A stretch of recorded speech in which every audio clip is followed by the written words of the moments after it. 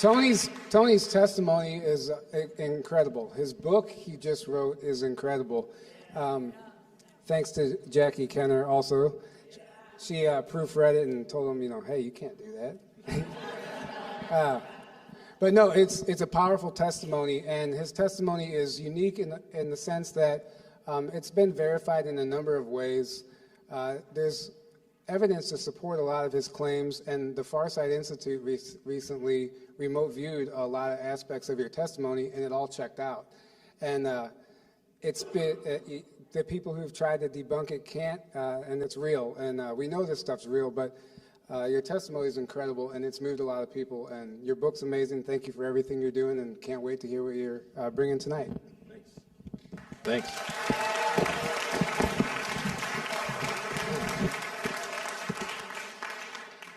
Can you hear me?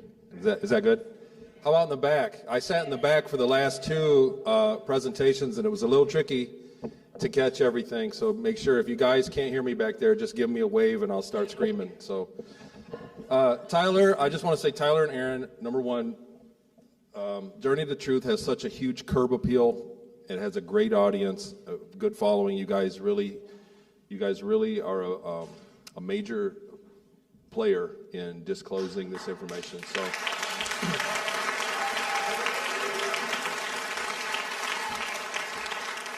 I've done a few of these conferences, maybe coming up on a dozen live appearances, and I know enough to know that it's not an easy thing. And Tyler, you made it look easy, man. I mean, you really knocked it out of the park. So thank you. Give a hand for Tyler. And Aaron, I don't want to leave Aaron out of anything. I know you guys are partners. You guys are bros. So, and everybody else that helped you. This conference is really running like a clock. And so it's a pleasure to be here. It's a big crowd. Thank you for coming out, everybody. I'm blown away really by this crowd. I knew that because this conference was solely geared around secret space program disclosure, that the audience was really going to be up to speed. Other conferences are kind of watered down. There's UFO guys, secret space program guys, spiritual healing and crystals, and they have a bunch of different subject matter all in one conference, so the crowd really doesn't gel. And I'm gonna get the hard part out of the way. I think first is I never expected. I thought when I told my account of what happened to me to researchers, number one, I was just trying to get some therapy, get it off my chest. I didn't want to die with it. I didn't want to be on my deathbed with this information. So I talked to researchers. I needed help. And then it went to an interview, and then another interview, and a show, and then to Gaia, and then on and on and on to the book. And here I am, it's 6 years later. And I thought I was going to tell my story, and that 100 more people like me were going to tell their story behind me, and I was just going to go home. And that hasn't happened. And in fact, a lot of other people have stepped forward and been abused and stepped away. Guys I knew, you know what I mean? I don't even know if I should mention their names, like guys like Jason, Michael Gerloff. These are people that, were, they had their personal lives greatly threatened by telling their story. And so they had to step away. And it's like, in many ways, I'm the last man standing out of that group of people that came forward 6 years ago. And it's a shame. But I want to say this, that I never expected the reception that you guys have gave me. You guys, from one end of this building to the other, people have been very loving to me. And, this is why I'm getting the hard part out first. I didn't expect that, and I didn't tell my story so that I could pull on your heartstrings and make you feel sorry for me. I told my story to be a rat on those bastards and put it in the history.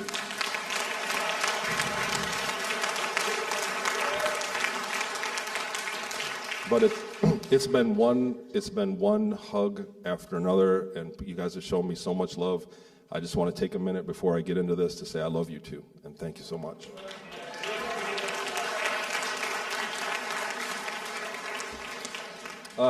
It feels like when you put your desktop for your computer up on a screen that you guys are all looking at my sock drawer. So, no, I'll do no incognito browsing, I promise. I originally, like, I have a slideshow that goes through everything basically in the book from the beginning to the end. It's my story. It's not I didn't write it as a fictional account. It's not a movie. It's what happened to me, and in the order that I present it. And I just don't feel that I want to do that tonight. Firstly, how many people have read the book? So quite a bit. So how many people have seen me in interviews? Live. So, right, interviews are easy. It's really easy to do an interview, to sit down and have, especially when you have a talented interviewer, and even some that are not talented when they interview you. I know I have my own show, and Jackie tells me all the time I'm a shitty interviewer, but we get it done. We get it done, and we have some great content. You get some good info in there, so it's easy to do interviews. It's also easy for them to get rid of the interview. As we all know, there's been a lot of canceling of a lot of really good things, information-wise, and other things that just come up missing nowadays. Big tech has their way, and we thought that we were protected by our amendments, and we're not. So having a paperback cover in your library at home is a really good insurance policy for this information, because beyond me, beyond anything that happens, this needs to go into the future so that we can keep their lies in check, because that when there's a disclosure, we're going to get a pack of lies. They're going to have to sanitize it and water it down. There's no way they're going to tell you what I went through or what other people went through in that way. There's just no way they're going to disclose it like that, and this needs to go into the future. So a paperback book was a big deal, and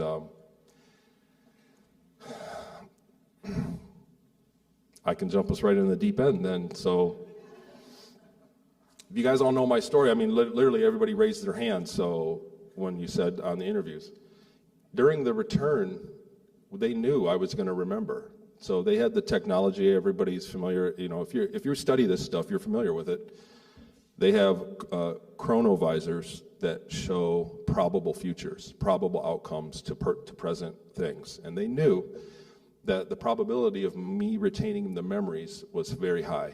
And so much so that they took me to a corner office on a building on the moon. I looked out the window onto the surface of the moon, and he plugged me into a computer, and I got another round of very painful, trauma-based mind control. But this time they connected me to a machine that showed me my probable futures. So I got to relive it. And what they did was, probably through some sort of implant towards the end of my days, recorded that data right up to the moment of death.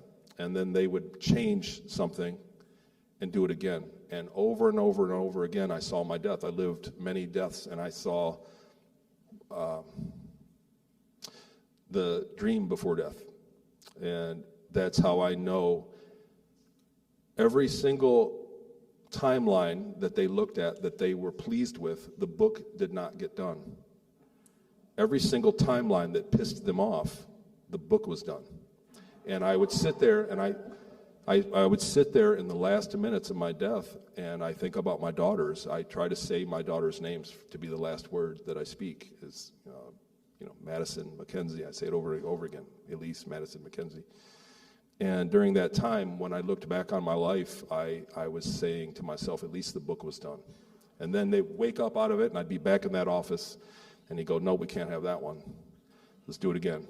And they would run it again. And every time that they were close enough, the one they realized they never hit their threshold. It was something like 35% probability that I remember. They wanted a threshold. They never got it, and they were going to perform surgery, and they lost my paperwork, and I got back, and here we are. So it's like complicated to even tell that story, right? Like, I hope I didn't lose you guys. I haven't even started really showing anything. The other thing, I guess, that is also from the deep end is I was hoping he'd be here. I asked him to come in here, but I know it's not entirely realistic. But did you guys see the macaw earlier? The scarlet-winged macaw? And I walked around with it. So does anybody know? Is the macaw in here? He's right there. Yeah, Jesus. So, I mean, this was the original cover for the book. And, and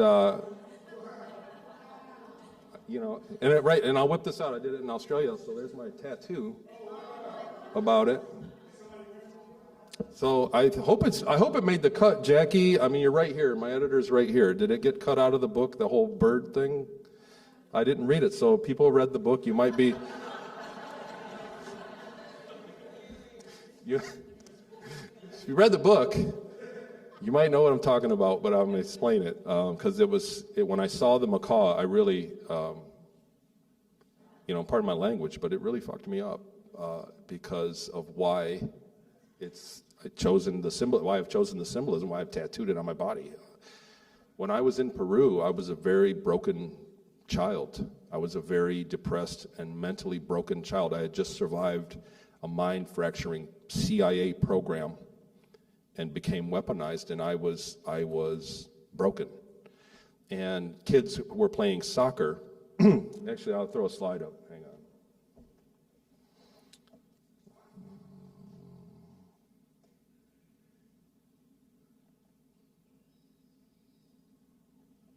Come on.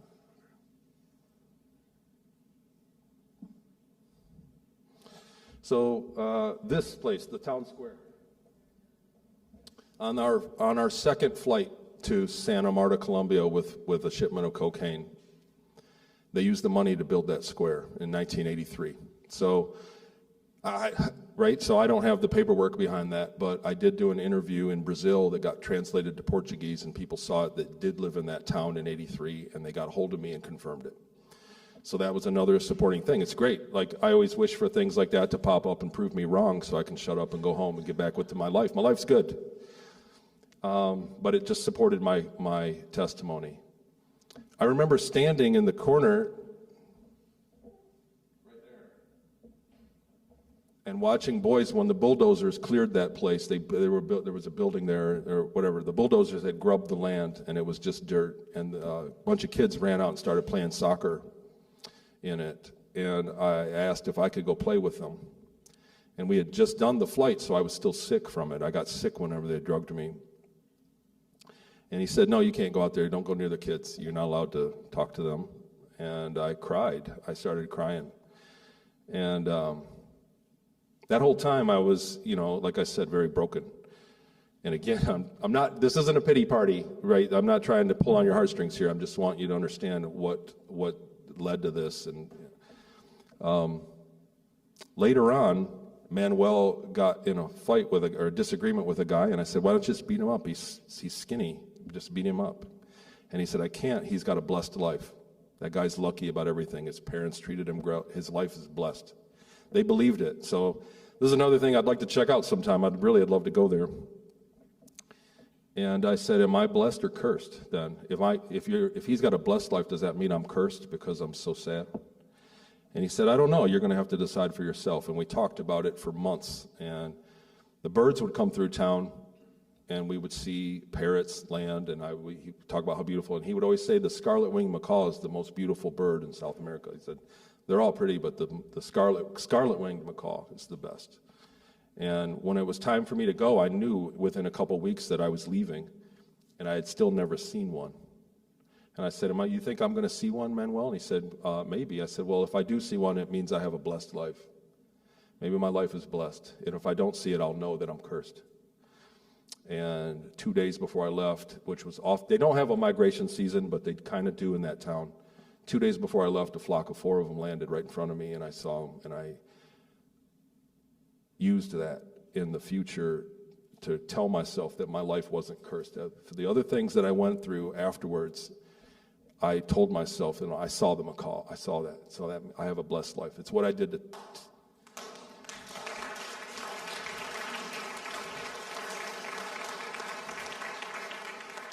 That's why now, after I got my memories back and I did everything, I got it as a tattoo, and to remind myself that it's a lifetime thing, and to remind myself when I'm feeling whatever, poor me, when I feel sorry for myself, that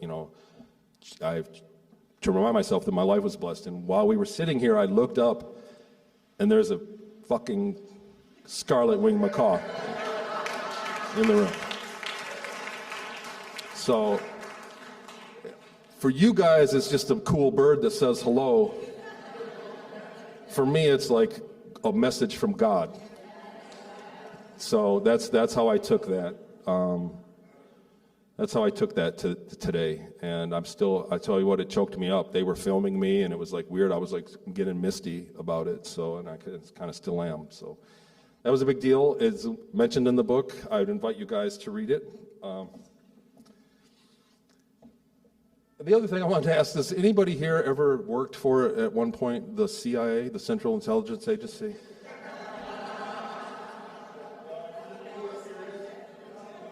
Anybody retired from the CIA? Anybody?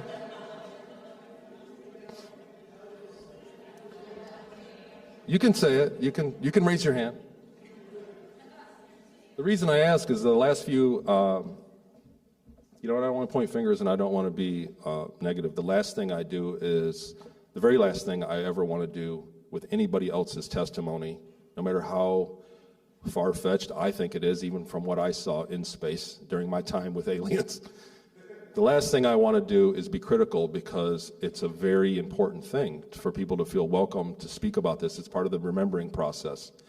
I'll get into some memory mechanics of remembering deleted memories towards the end of the talk. But the last thing I would ever do is criticize. However, there are people in our community that are ex-CIA people, and they openly admit it, and they come on stage, and they're the ones being critical of us, and we're starting to get a real pushback on YouTube and in media from these people. We're starting to get what's the word? A dissipation, you know. We're starting to get the information kind of dissipated from the people that originally came out, which means we're doing something right. And it's important. That means it's not, if this was all BS, they would leave us alone. We wouldn't get shadow banned. We wouldn't get banned off YouTube. They have flat earth all over YouTube. They're not shadow banned, right? So if they wouldn't do that if we weren't right about something, if this wasn't information they didn't want us to have, they wouldn't bother spending the money to send agents out to come to our conferences and openly oppose us in the panels. And I've had it happen a few times already.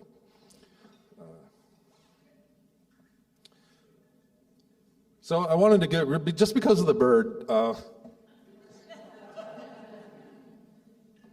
I went back to my room and I started adding Peru slides. You know what I mean? Like, what are the odds of seeing a macaw here? So in interviews, everybody wants to hear about Mars, lasers, how the ship worked, free energy. And after the book came out, people secretly want to know everything about Marie in the book, which is weird. But I'll cover some Peru because we have a macaw here, and it was important. This is evidence, and evidence for us is a scarce, hard, precious thing.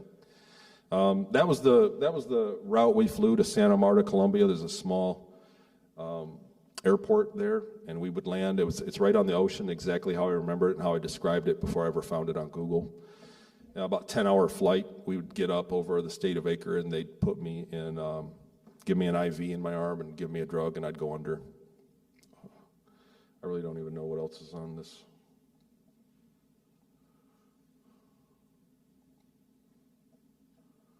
This is an artist drawing. Mark Hallisey, a good friend of mine, drew this. And I've done this in other presentations, but this is basically what it was. There was about that much cocaine that they loaded on board. And they would put me on the cot on the inside of a C-46 Commando airplane. The first time I went, he put me under, he put an IV in me. I traced it down. I looked at a lot of research that they did in the 80s with the CIA with induced psychic abilities. And there's a version of, they were having a ketamine. They were using ketamine in Vietnam to do field operations on soldiers. And what they found was that a pretty high percentage of soldiers were having prophetic visions while they were under. So when they were waking up or while they were under getting operated on and had anesthesia in the field from a ketamine version, they were telling what was going to happen the next day at the battle accurately. And so the CIA researched that, and then they said nothing happened, and they canceled it. But that's pretty much what they were giving me as best I could tell. The first time I went, he put me under, and nothing happened. He said I was... it was all gibberish, and he said they were going to feed me the piranhas. Everybody knows that. I've said that in a lot of interviews. And then they sent a silver mesh blanket. They got a hold of the people that had sent me down there, that they were paying for me to be there. And they sent a silver blanket to block the EMF signals from the airplane's instruments. And they wrapped me up in it on the next flight. And the guy, Manuel, the guy who was basically the only person that spoke English in that town, that was my handler, for lack of a better word, my chaperone, didn't believe in any of it.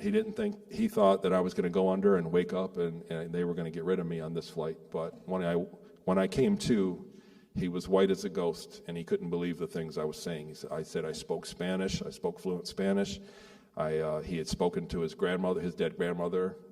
Many people, he said, many different voices came through, and that's what was happening. So I did that monthly for a couple years. That's the inside. So then, lo and behold, after the memories, I went, well, let me look online and see what the inside of a C-46 Commando airplane looks like. And there's a similarity from my artist. So that's the difference. I found this is normal. In my very first research with Dr. Sala, I told him I remembered we rode around in big trucks in the town. That they didn't have a taxi; they used big farm trucks. And this is the modern version. Back then, they had old trucks like in MASH that we would ride around in. So there's a C-46 Commando. And that's about where it is, the river town. So it's really not a reality for me to go back there.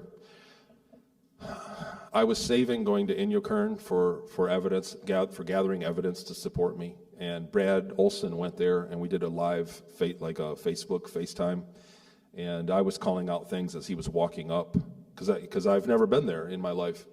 But I was calling out things, and it was exactly like he was seeing. And he was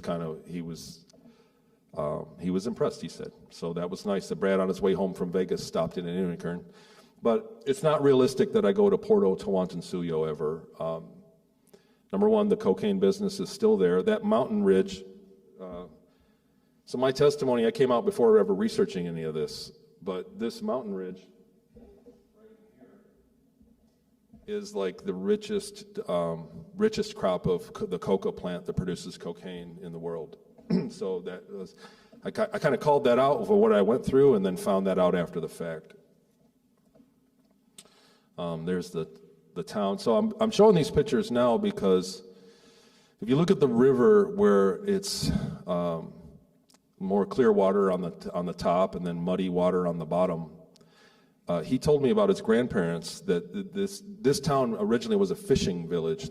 That was the economy. They would set up and fish and then ship the fish downriver to Porto Maldonado, and that was the economy. And his parents and grandparents had done it for 100 years. That was the economy. And when the gold mine started, they started gold mining south of there. That's where the mud came from the other river.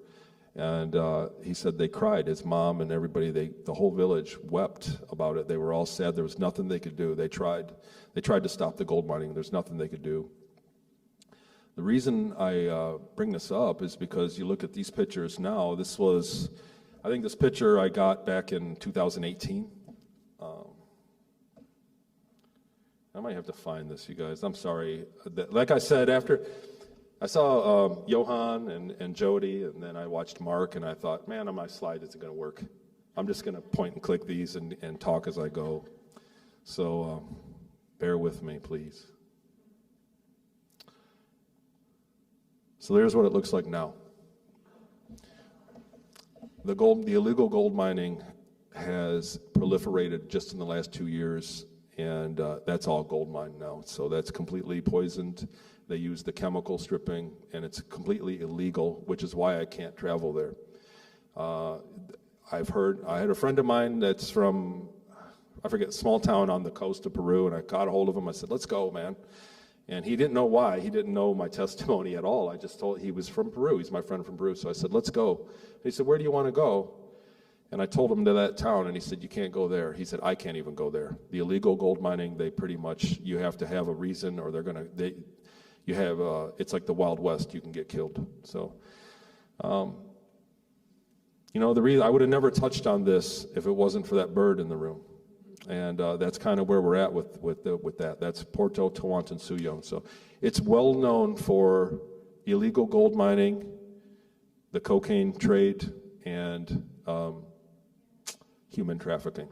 So that's one of their strongholds. Manuel, back then in 1983, when I asked him who owned me, used the words the cabal. So that was back then. Yeah. There's the Madre de Dios. So it still has clear water coming in from the top, which was, sorry, that's later.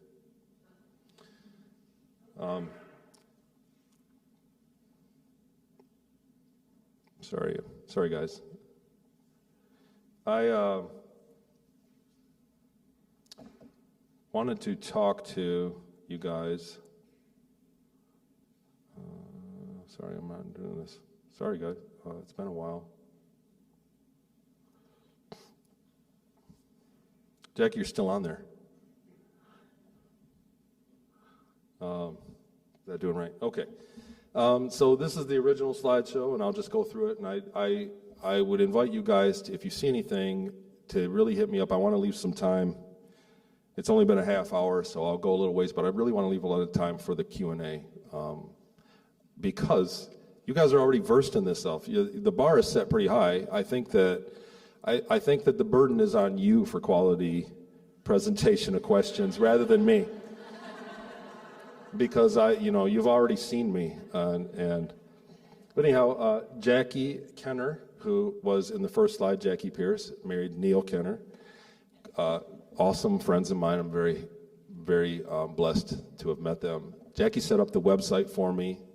She shouldered the Patreon channel, which is still going, and then went off to start her family. So she's doing her thing, and kicked my ass into getting the book done, because I would have still been writing it. It was really her. One day she said, "That's a cool story, finish the book." And I said, "But wait. But she said, cool story, Tony, finish the book." And then when I got to the end of it, where I was barnstorming the end of it, she said, "I'm not going to talk to you until you're done with the book. We're not friends anymore until the book is finished." So it was the last little bit, a nudge of motivation I need. And then she really worked, really, I don't know how much, but day and night. I mean, you put a lot of hours in the last 3 weeks, I want to say, of editing the book. She did the final edit, and I think cut out a few things that said, "Makes you sound like a pussy."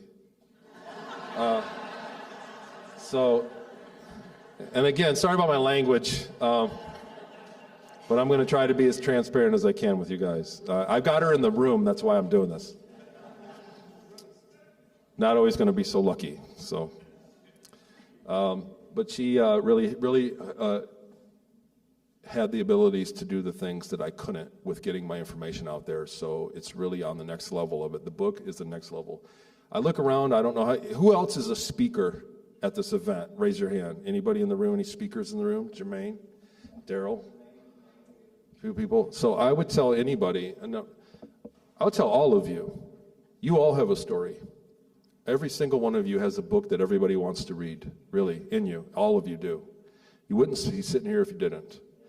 And putting it in words makes it reality in a different way, on another level than in your mind and in your heart. And it's very important to write books. I wasn't motivated to write the book. I wasn't really gung-ho for it. I was one of those things, yeah, I'll get to it. But after it's done, and where we're at with it now, it's really done, it's really dispelled the demons of what happened to me. So I would say everybody has the same thing inside them. You have the same kind of demons in you. You have your same story. We all have our struggles. And if you write about it and other people can relate to it, it's the way you get over it. So I would tell everybody, especially the speakers with this information, to get out there and start writing. It's a lot of work. It's not easy, but it's worth it.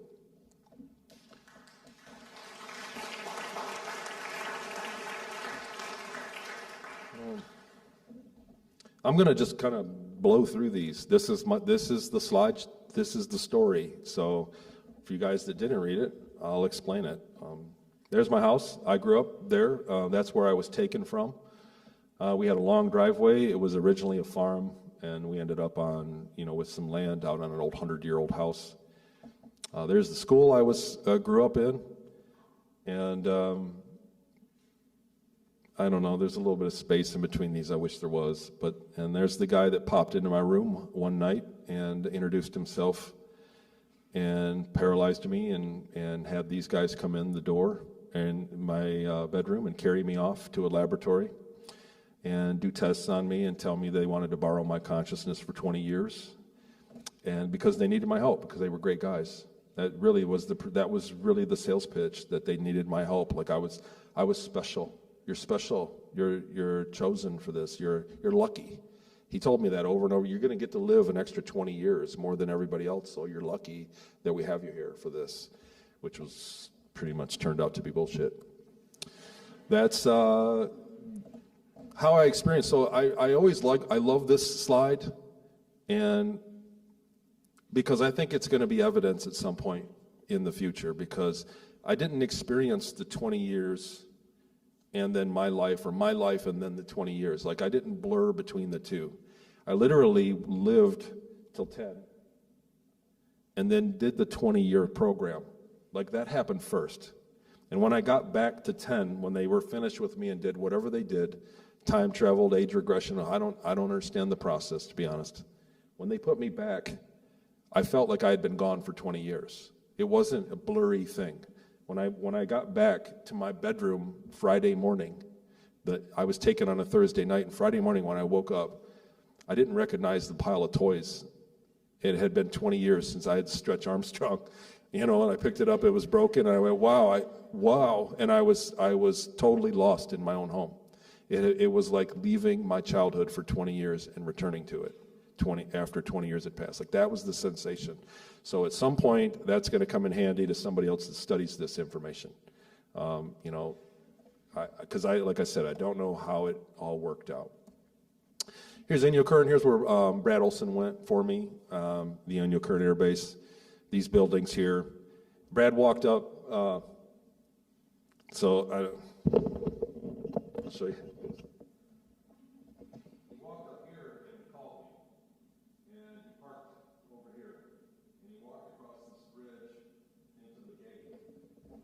Sorry if you couldn't hear me in the back. And he had me on Facebook on a video call. And I said, I remember the bridge, that there was a big drop, and then there was grapefruit-sized round rocks where the river hedge. And he got to the bridge, and he said, nope. He said, it's only 3 feet. So I was a kid, and everything is bigger in my mind. Like, even he showed me the doors of the building. I thought they were 30 feet tall. They were like 14 feet tall. Like how you think that things are bigger in your childhood. But he looked over the bridge. He said, no, I don't see any rocks there. There's no rocks there. And he kept walking. I thought, okay. And he walked another 30 feet up, and sure enough, there were round rocks that were there. He said, oh, there they are, exactly how I said. So he kind of perked up. But he just went to the gate there, and he went over and took pictures of these buildings. And showed me the mountains one last time over where I always dreamt I'd escape when they were putting us through that test that we had before they hooked us up into the chairs in the morning and started the electroshock. We would always look towards the west at a mountain range, and I would always imagine I could hop the fence and get to those mountains and be safe and escape. So when he showed them to me, it was kind of a moment, like I still that's still on my bucket list. I want to drive back here, and I want to drive to those mountains, and just so that I can complete that for that little kid. But I always point this out. This is a really great thing of evidence. Those 3 buildings is where it was. Back then, they were portables. They were condemned after and replaced, and those are buildings that Brad showed me. They're not portables anymore. But they're still classified as a California Special District, where it turns out it's perfectly legal to torture little kids in California in those buildings only, because the local law enforcement doesn't have jurisdiction in a special district. We found it, a friend with a researcher who went online. He went on the database that has all of the tax records of every structure in the United States, because they have to have a tax assessment, and those buildings don't exist on that website. So you're looking at something that doesn't exist right now. And that's exactly one of the very first memories I had, was of waking up there right after the abduction experience. Like, that's where my 20 years began. I did a quick trip to the moon from there. This is from Niera Isley. And I'll tell you guys something on the side. Elena Denon introduced me. We were on a post. I think, Jermaine, you were on the post too, on Facebook. They posted something, and Elena said, Tony, what do you think? Is this real? And she said, what about you, Niara?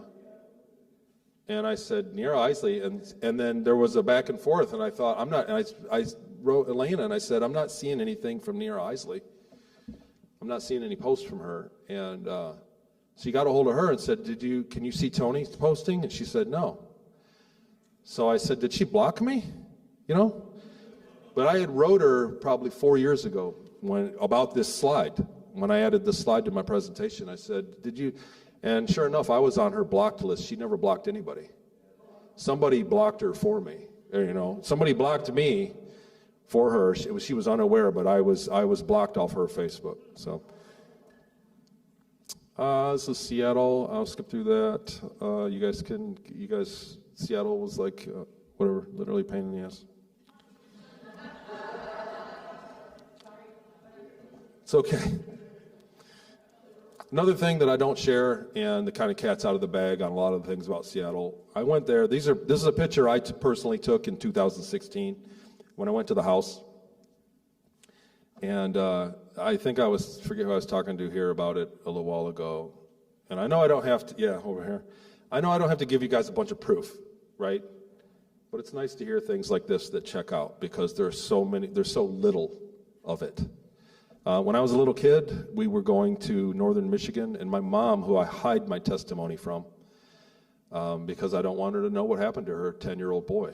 It breaks my heart to think, because I know my mom, and I know she'll blame herself somehow. And so I really hide it, and I know she's gotten a copy of the book. My sister bought her a copy of the book. But she's the one person that I always hide all my posts and all my interviews and everything I can. I don't want my mom to see. The rest of my family, I'm open about it. When I was a child, maybe 11 years old, we took a trip to northern Michigan to the Mackinac Island, and we were going to ride the ferry to Mackinac Island. And I said, while I was half asleep in the back seat, I want to ride the Fauntleroy ferry, Mom. And I said it over and over again, and she said, what are you talking about? I mean, this is in 84, in my real life, not the top timeline, but the real one after I had been put back. I said, can I ride the Fauntleroy ferry? And she said, I don't know, I'll try to find it. She never found it. I posted this picture on Facebook in 2016, and she messaged me and said, I'm so glad you got to finally ride your ferry. Little did she know that only the older kids in Seattle in the house got to ride the Fauntleroy ferry, because it went straight to town, to Seattle. It went from the island I was on to downtown Seattle, and they would always brag about the giant buildings and what a great ferry ride it was. And I only ever rode the South Worth ferry, because the Fauntleroy ferry wanted ID from the kids. So only the older ones that had fake ID rode it. When you boarded it to come back to the island, they checked everybody's ID. The Southworth ferry didn't. At least that's how I remember it. So may or may not check out. But that was something that happened back then, and my mom's a witness, kind of a de facto witness on that. That's another one of those things that supports it. When I was there in 2016, I went back to this beach. That fence wasn't there, but I remember going there in the 80s, and we went to the little lighthouse. God, what did I name her in the book? I changed all the names in the book. I forget what I named her. Huh? Peggy. I named her Peggy in the book. She was basically his wife and took care of us kids. She was mad at him one day because she didn't have any money for gas. He budgeted her gas literally by the trip. And so she took us here, me and two other of the boys from the house, and we went out on the beach, and we started throwing rocks at each other on this end. And when you walk up around this other side, the rocks get bigger, more like golf ball size, and we started to hurt each other. And when I went there in 2016, I was on the phone with Dr. Sala, and I said, this is the beach. I know the rocks up around the corner are bigger. And I walked up, and sure enough, I was like blown away that the memories were that accurate. Like that what I was experiencing was surreal. I mean, it was something. I didn't want my memories to be right. I didn't want it. I wanted to be wrong every time. I went to the house, and there's a ton more pictures that I won't share publicly because, I could ruffle the wrong feathers. But I wanted that trip to prove me wrong, so that just because everything is so terrible, from what I did. And I told Dr. Sala in that same phone call, I said, well, if the memories are this accurate of my time on Earth, I must trust that the memories in space are accurate as well, because they weren't just close, they were freakishly accurate. I went back to space, I met this guy, I went to Mars. I got chased by some bugs and hit a stim pack, and I could make the jump from dune to dune. I got really strong for about 3 minutes. Met this guy, they cut my arm off, they cut my foot off. They canceled the program.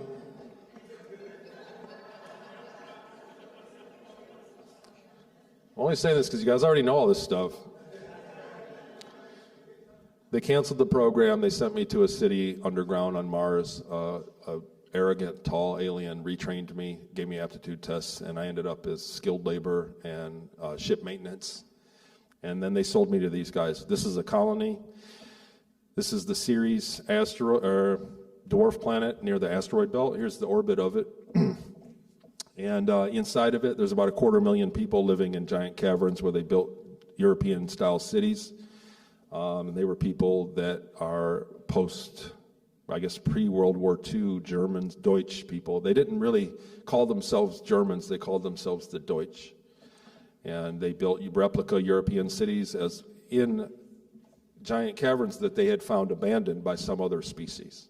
So the caverns were natural, but these had smooth walls, and they're pretty big. Those trapezoid shapes connected the caverns, and they were already built when the Germans got there, the Deutsch got there. And so they just began to move in and build infrastructure. There's trains that connect a lot of these caverns, and they're huge. And they had kind of an advanced lighting system that they used that would bounce off the walls, so you didn't see the bright spotlight. It kind of had an even tone. And a lot of the smaller caverns, they would paint clouds and blue skies. It didn't fool anybody. We knew we were in the dark. They had artificial gravity everywhere, so a lot of other experiencers. I would love and invite you guys to talk more about the gravity plating, because that's basically one of the cornerstone of the entire space program, the secret space program. The gravity manipulation technology is one of those things. It's like electricity. Once you get some of it, you're going to get everything else that comes with it. Once you learn how to harness electricity, you can make the oven and the refrigerator and the lights and everything on and on and on, and the computer and the internet. So once you learn electricity, you can do all those things. The gravity manipulation that's being held from us is the same way. Once you can create artificial gravity, you can make an anti-grav craft, you can travel time and space, you can do a lot of things, and that's the cornerstone of the secret space program technology that's being withheld. It's one thing that once the cat is out of the bag, they can't put the genie back in the bag, bottle, cat.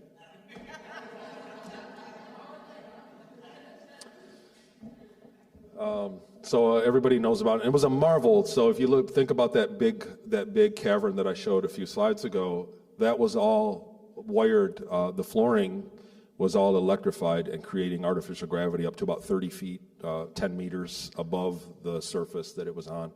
And actually, people got injured being on ships because they would cross the beam to make it shorter. Instead of going through the ship and making the gravity harder and harder per deck, they would aim the beams so that the gravity was 1 G per deck. But some people that were at the right height would get hip injuries because the beam only in this height would have slightly more gravity than everywhere else. So it caused injuries for that reason. They abducted sculptors, famous sculptors from Europe, and had them build these. So they were abducted and had their memories erased and got put back, probably without pay. And they were being farmed out to other colonies after they were finished with these. The Ceres Colony Deutsch culture was big on horses. Their belief was that the 30-year war in the 1600s, that they had defeated an extraterrestrial threat. And they said, we did it on horses. That was their motto. That was like their fighting motto. We did it with horses. And they honestly believed that the Catholic Church at the time was an extraterrestrial influence that was trying to dominate Europe. And that war basically broke the stranglehold of the Catholic Church on Europe, and they were able to practice other religions, and that's like when the Amish began, and they really left and started to settle America. The Deutsch culture came across Northern America and settled.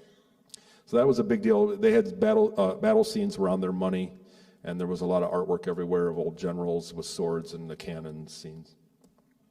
These guys were there. To be honest, they were kind of dicks, but in a good way. It's like they behaved like they were the cool guys, and they were a working class ET as well. So they kind of stuck to themselves, and they weren't all bad, but they just had a way about them that was kind of like it was the high school mentality of the guys that sat at the cool table. They didn't want you around, and they had that kind of mentality. So. But we're starting to see other things. Dr. Evan Strong in Australia found a skeleton that was just like one of these guys, an elongated skull with giant eyes, sockets, and the elbow is kind of higher up, the dimensions. And he found it and began to stake off the dig. And the government came in and tried to fine him $500,000 and took all the evidence. These doors were on the outside, so you ask, how did they get in there? This was inside what's called a cold trap in one of the craters inside near the Alhana Mons, in that crater there. So this crater is actually, I think it's like 3 miles across. One of them was situated in a way that the sunlight never shined on that wall. So that never got sunlight. So they had a hologram that would hide it, and then when a ship got close, those lights would kick on across the top, and they'd shut the hologram. And they always had problems with these doors. Those doors were, and I'm not 100% on this, but those doors were a few million years old, and they were 1,000 feet tall. Maybe 1,500 feet tall and a few thousand feet wide. And that's how the ships got in. They always had problems with them not closing all the way, so they had air pumps that would balance the atmosphere in the hangar bay. And the hangar bay was something like 19 kilometers long. So the air would slowly leak out these doors, and that was an issue. That's an overlap in testimony with Johann Fritz as well. He was stationed on Ceres Colony once. That was his testimony long before he never heard of me. And came out and said that, and he said that Ceres Colony had hypoxia, like the whole colony was, but really it was just the hangar bay area from those doors. This is like a flight path. I remember when I wish I had included the slide of Enceladus with all the geysers. So there was a geyser that happened, and Enceladus, I believe it's Enceladus, that has all the geysers around Saturn.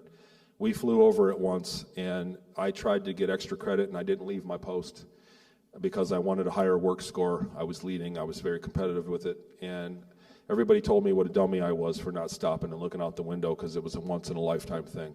So when we got to Ceres Colony, when the geyser went off in the Okator crater, which was much shorter than that, that's 50 miles across, I did stop and look out the window and make sure that I'd looked at that, and had a chat with an officer that these white spots are made out of salt. I said, all that stuff down there, we should be able to scoop it up and sell it for something. And he said, maybe you can scoop it up and take a bath. Like he kind of picked on me about it. But it turned out that NASA confirmed it, and I had called it out that those were salt in 2016 when the Dawn probe got there, and I went on record with Dr. Sala. And I can tell a lot of you guys already know this because I talk about it quite a bit, but I'm very proud of this. I went on record, and he said, do you want to take it back? The original Dawn results, they wanted to say that it was sulfur and a few other chemicals, and it turned out to be salt. So Mark's not here, but that's his old stomping grounds that his testimony is based on. Diego Garcia being a spaceport, and he was testimony.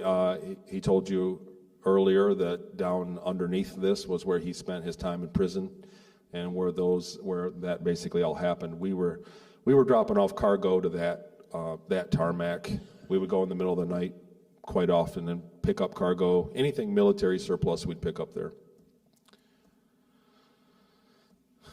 There's kind of that's kind of like what the ship looked like that we were on.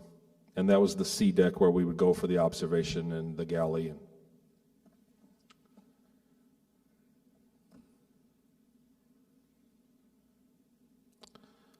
I'm sorry, guys. I'm gonna burn right through this because I want to get to the memory recall stuff that's newer.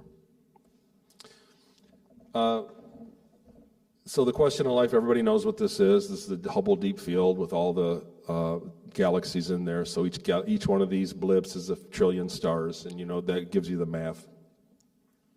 I just wanted to get through that, and then I kind of want to go to where we're at since then. So at this conference, there's a lot of people here. I mean, this is a tough question for me to ask you. But how many of you feel you've been involved in some way?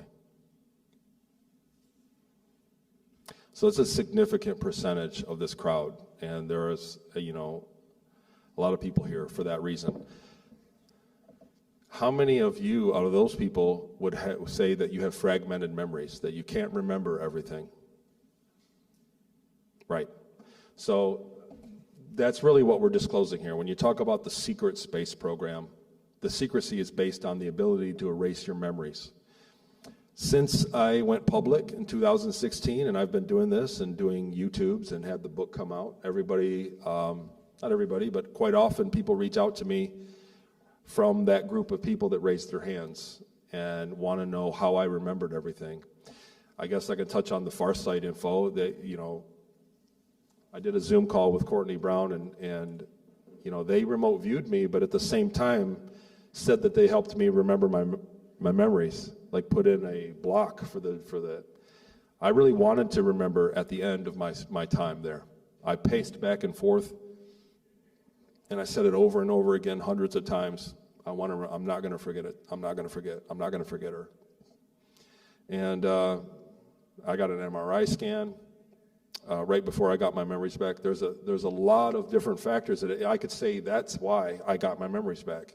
It's any one of those things, a given thing. So I have a lot of memory recall for what happened to me, and most people that I talk to don't have that much recall. But that's the question: is what does it? What is going to help you get your memories back if you were taken and if you were involved? Or do you even want those memories back? Are these things that should be remembered? That's an equally profound and equally important question. People contact me all the time, so much that I can't keep up with it, and so I started charging to kind of thread it out. I got a few people that were kind of quacky, and so I put a fee there, and because I just couldn't I couldn't get back with everybody. I think you over there, you made an appointment, and I couldn't get to you. And because they come in waves, I'll do an interview online, and I'll get 20 people in a day that want to talk, and they get buried under the next set of 20 people in emails, and I couldn't get back with everybody. I'm not bragging. I'm saying that's how big of a problem this is. That's how common it is. It's not just once in a while. There are thousands of people like this. There are thousands and thousands of people that feel they've been involved, that have profoundly disturbing memories, and they don't make sense of it because they don't have the memories around it to explain it, that I was fortunate and blessed to get. I was blessed to get my memories back and unwind the damage that was done. I came up with a few things, so there's only so much I can do. It fell in my lap, and there's only so much I can do. I didn't go to school for this. I'm a woodworker by trade. And but after talking to so many people, I kind of learned a few things that I kind of picked up a few tricks along the way, and learned a few things that seem to work for people. There are things. I can get this right. So this is an example of my timeline. The first thing I tell everybody to do is let's organize what you do remember into a timeline. And somebody that calls me for a consultation, I ask them, firstly, when were you born? And I ask them, go ahead, tell me what you remember.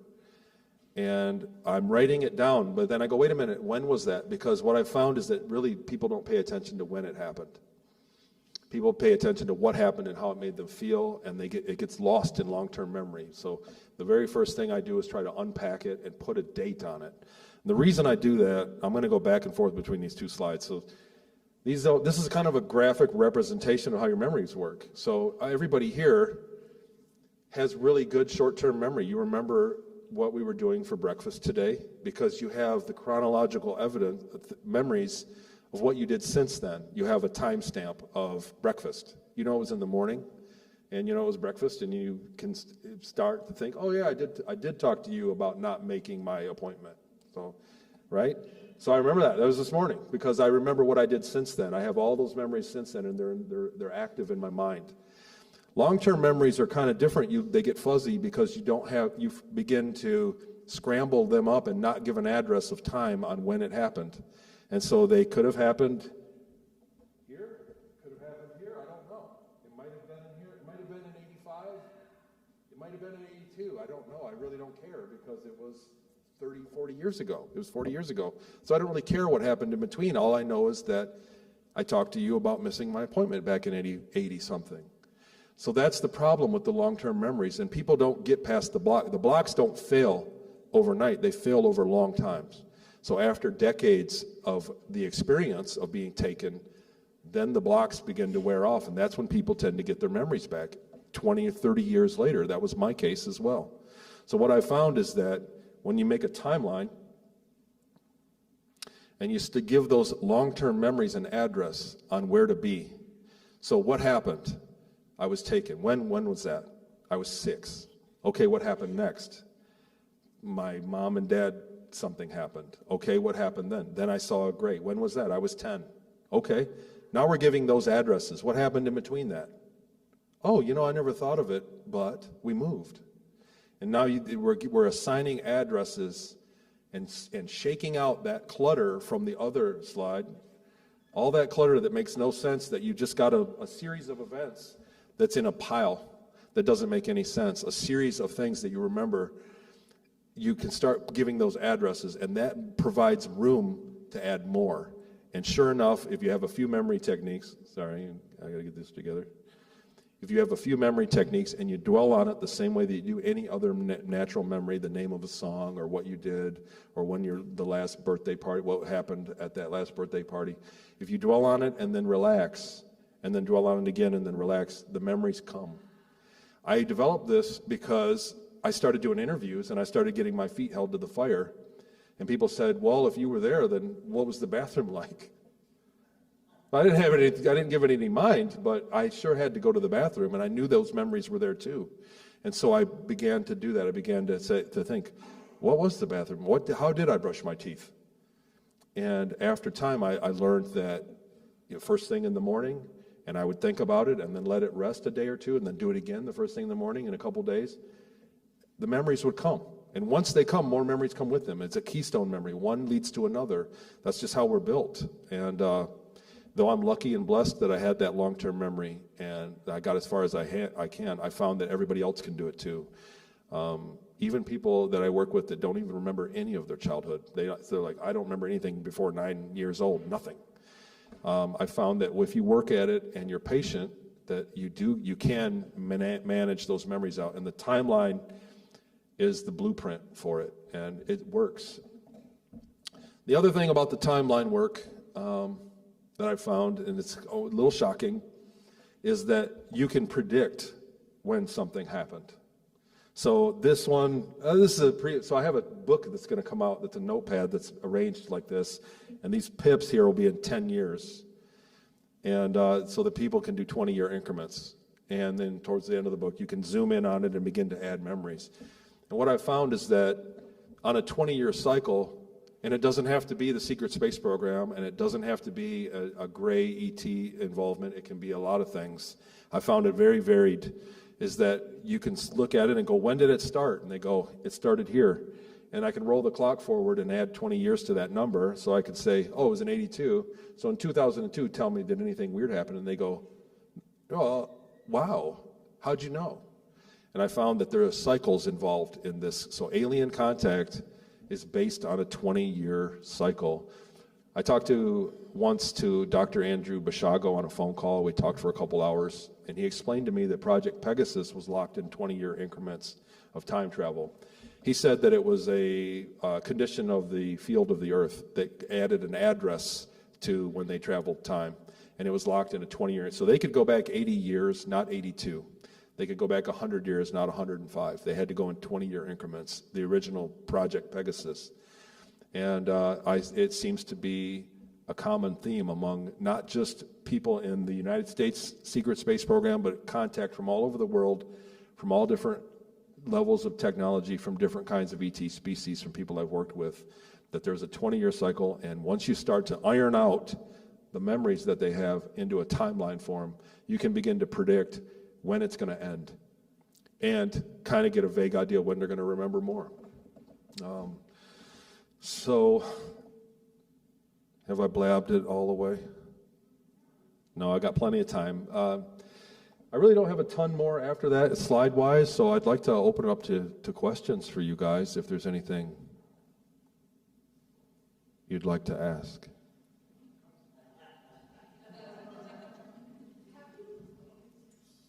Come on up here. Come on up here and grab the microphone, please.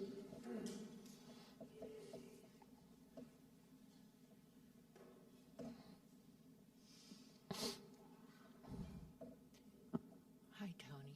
Hello. Have you ever connected with anyone that you served with in your current life? Yes. A few. I mean, how about your girlfriend? Well, you know, it's funny, I never get asked that.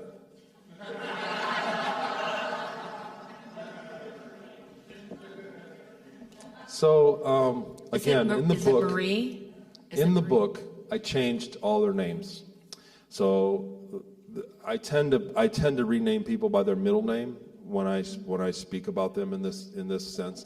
So like for instance, if I work with somebody and I say, you know, let's say a person named John David, whatever, Smith, and I say, well, we're going to call you so we can make sense of this.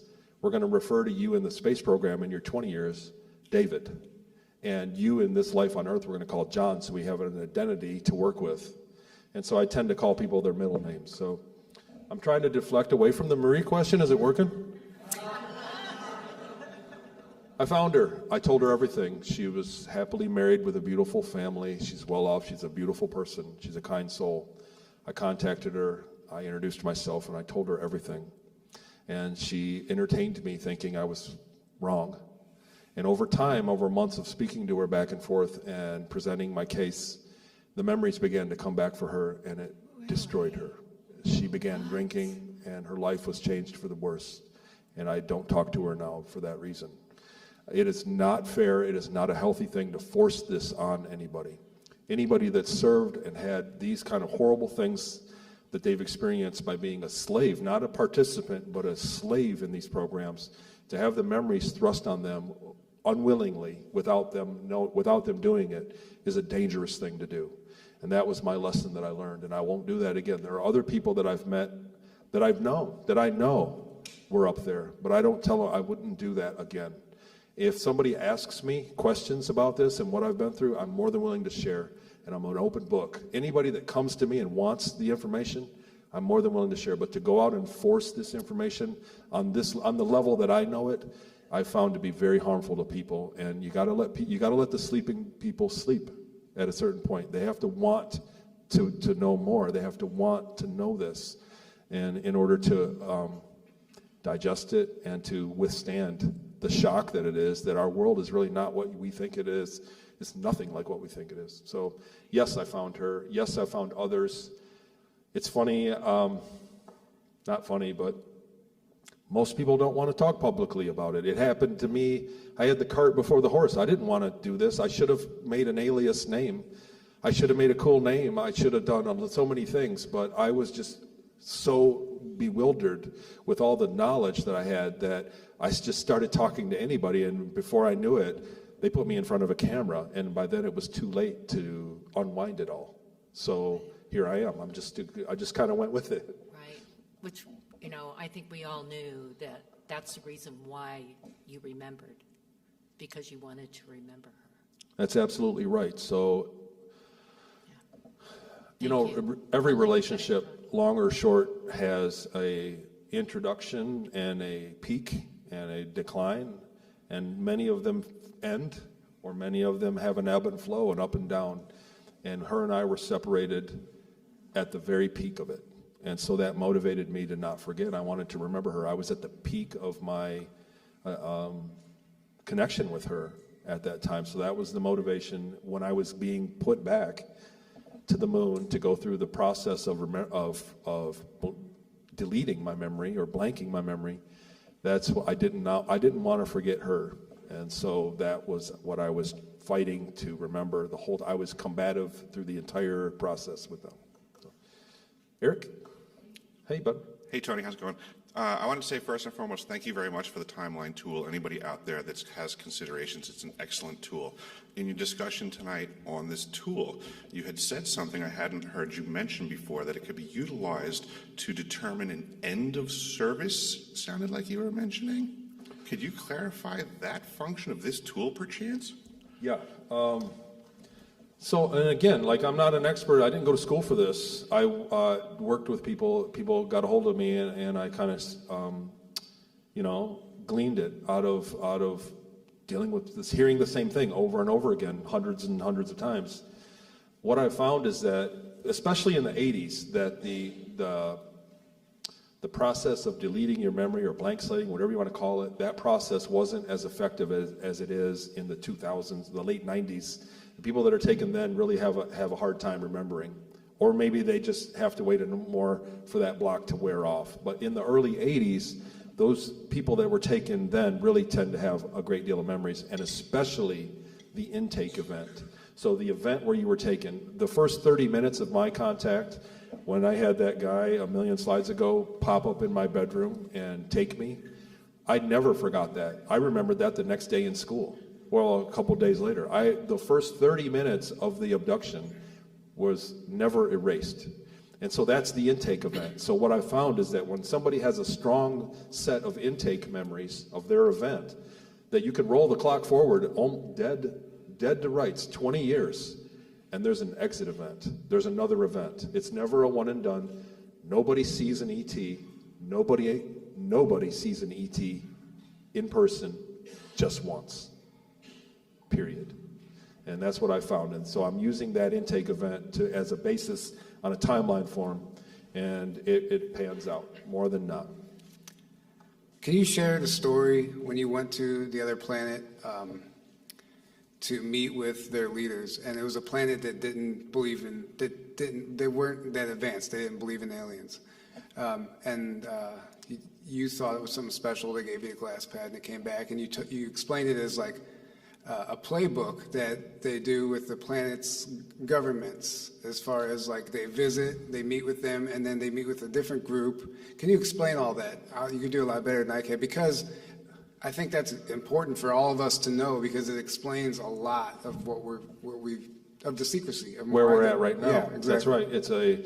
It was. I'll tell you what, I've been searching for an artist. I've taken so many swings at having some artwork made of that guy, of showing what that being looked like. And I'm still, the search goes on for an artist, so because I would love to show you. Everybody asks, the closest thing I can say is that he looked like a rat human. And if that conjures, he wasn't Splitter from the Ninja Turtles. He had more of a human face. Imagine, what's his name, Splinter from the Ninja Turtles, but with a human face. And that's really what he looked like. And about this tall. And the translator didn't work great with him, so sounded like he had a broken English accent, which the Germans made fun of him when he wasn't around, but I had great respect for him. He was he was very comfortable in his own skin kind of person. You get different impressions from people, and he was a very likable being.